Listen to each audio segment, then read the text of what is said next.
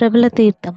సంక్రాంతికి గోదావరి జిల్లాల్లో అతి ముఖ్యంగా అతిపెద్ద పండుగగా జరిపేది ప్రబల తీర్థం.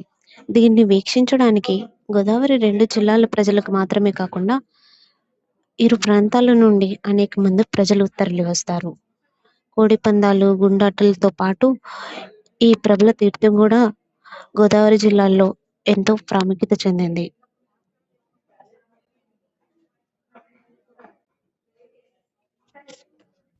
ఏముందిరా బాబు మీ గోదావరి జిల్లాలో అని అంటుంటారు చాలామంది.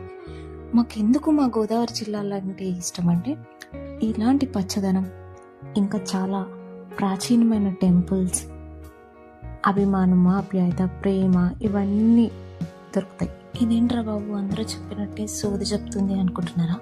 అస్సలు కాదు. ఇలా రోడ్డు మీద జర్నీ చేస్తూ ఆ ట్రాఫిక్లో అది ఇది అలసిపోయి తిరగడం కన్నా మా గోదావరి జిల్లాలో ఇలా పచ్చని చెట్లు, చెరువులు, టెంపుల్స్ చూసుకుంటూ ప్రశాంతంగా జర్నీ చేసే సైడ్ అసలు ట్రాఫిక్ ఉండదా అంటారేమో. ఎందుకుండదు? ఉంటుంది. కానీ మీరు ఎక్స్పెక్ట్ చేసినంత ఉండదు. చాలా అంటే చాలా తక్కువ ఉంటుంది. ఇకపోతే వెళ్ళే దారిలో ఆకలేసి హోమ్లీ ఫుడ్ ఎక్కడైనా మనకు దొరుకుతుంది. ఇక ఇప్పుడు సంక్రాంతి అంటే పెట్టిన పేరు గోదావరి జిల్లాలో.